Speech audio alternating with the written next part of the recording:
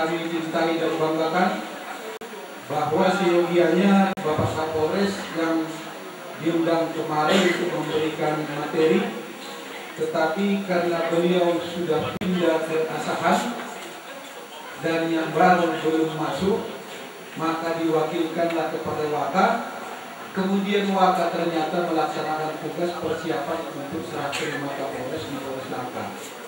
Jadi ditunjuklah saya, mohon maaf nanti kalau ada yang salah yang tidak pada tempatnya. Saya namanya Maraganti Panglabean. Kalau dilihat dari orangnya, berarti ini orang Barat. Ya itu dia. Asli saya dari Tarutung. Oleh karena itu Bapak Ibu sekalian, maklumlah nanti kalau ada kata-kata saya yang menunjukkan daerah saya. Anak-anak didik kami sekalian, mungkin sudah ada yang ngantuk ya. Iya. Anak didik kita ini sekalian bisa berdiri dulu sebentar? Iya, silakan berdiri. Iya, silakan berdiri ya. Kalau nanti saya katakan energi positif, energi positif,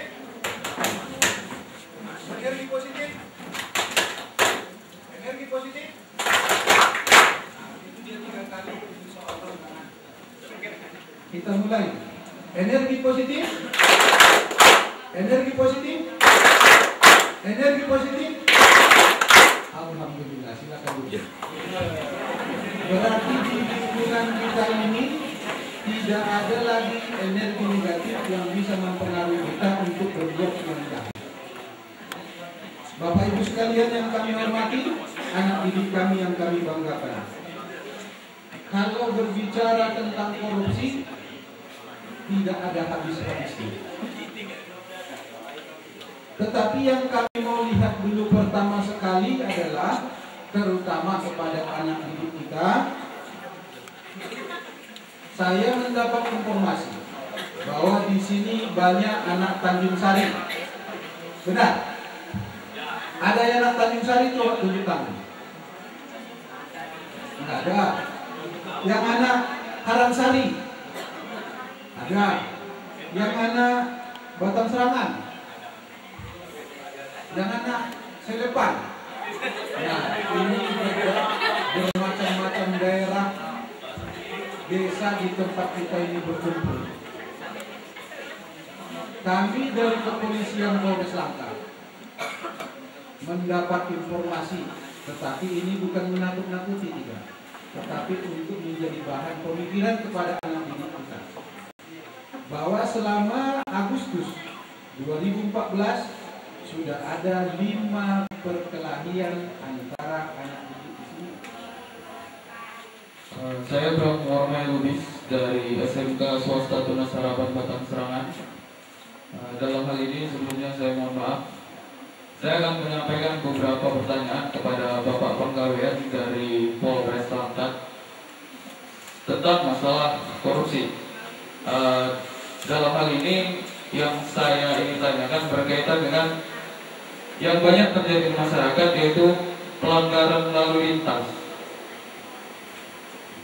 Seperti tadi di awal juga sudah disampaikan oleh Bapak Kepala Dinas P dan P tentang contoh kasus pelanggaran lalu lintas yang akhirnya diakhiri dengan tindakan cincai-cincai antara pelanggar dengan Bapak polisi yang melakukan penindakan. Dalam hal ini, dalam kaitan dengan pendidikan anti korupsi, yang ingin saya tanyakan pertama adalah sebenarnya tindakan apa yang dilakukan kepada setiap pelanggaran lalu lintas. Itu yang pertama.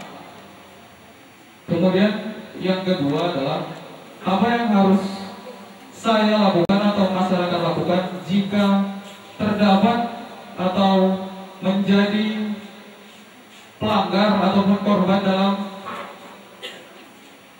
tindakan cincai-cincai lagi, atau jika ada oknum polisi yang memeras dalam hal ini, maaf kalau kata-kata saya salah, apa yang harus kami lakukan sebagai masyarakat biasa? Saya kira itu saja. Terima kasih. Assalamualaikum warahmatullahi wabarakatuh.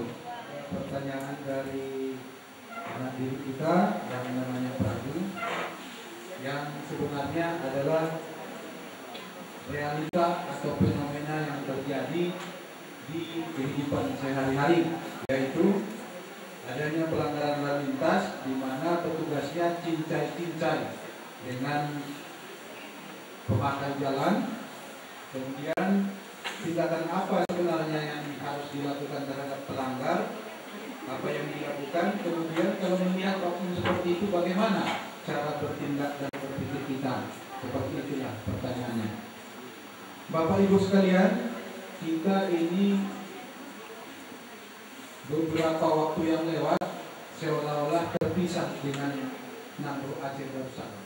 Saya ingin bertanya, tadi di awal sudah dikatakan bahwa korupsi sangat dilarang.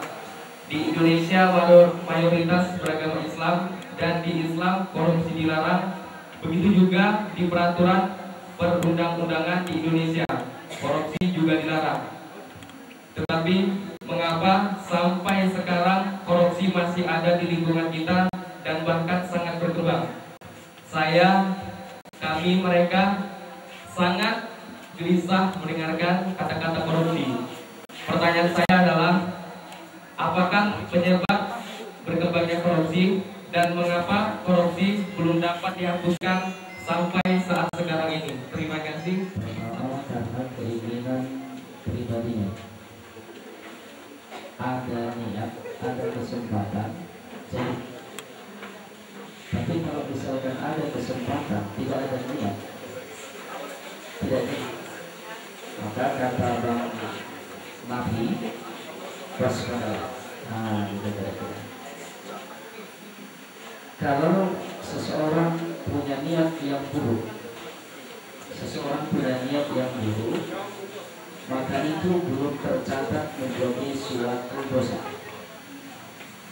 Tapi kalau seseorang itu punya niat yang baik, dia sudah mendapatkan nilai pahala dari niat baik. Assalamualaikum warahmatullahi wabarakatuh. Selamat siang, salam sejahtera untuk kita semua. Sebelumnya, walau mungkin ada 5 kalah, izinkan saya memperkenalkan diri. Nama saya Togar Lubis, dilahirkan bertepatan dengan Hari Anak Nasional 27 Juni 1971, dan kebetulan saya lah tercetus Langkat Kabupaten Laya Anak. Maka berdirilah di Langkat itu Komisi Perlindungan Anak Indonesia Daerah, ya, dan salah satu panitia seleksinya adalah saya. Dan saya diberi kepercayaan oleh Bapak Bupati Langkat pada tahun 2009 atau awal 2010 untuk memimpin Pusat Pelayanan Terpadu Pemberdayaan Perempuan dan Anak Kabupaten Langkat, dan pada bulan Mei tahun 2013 yang lalu mengundurkan diri. Artinya saya punya keinginan bagaimana menjadikan Langkat yang seluas ini, ya, agar menjadi kabupaten yang menghargai tentang hak-hak anak. Kenapa perlu? Karena persoalan anak ini adalah satu persoalan yang menjadi persoalan nasional, dan segala sesuatunya harus dimulai dari masa anak-anak. Bapak-bapak, ibu-ibu, saudara-saudara sekalian, dan anak-anak kami, ya, para siswa SMK atau SMA Kabupaten Langkat yang hadir di ruangan ini, saya tidak akan berbicara tentang makalah yang telah dibagikan.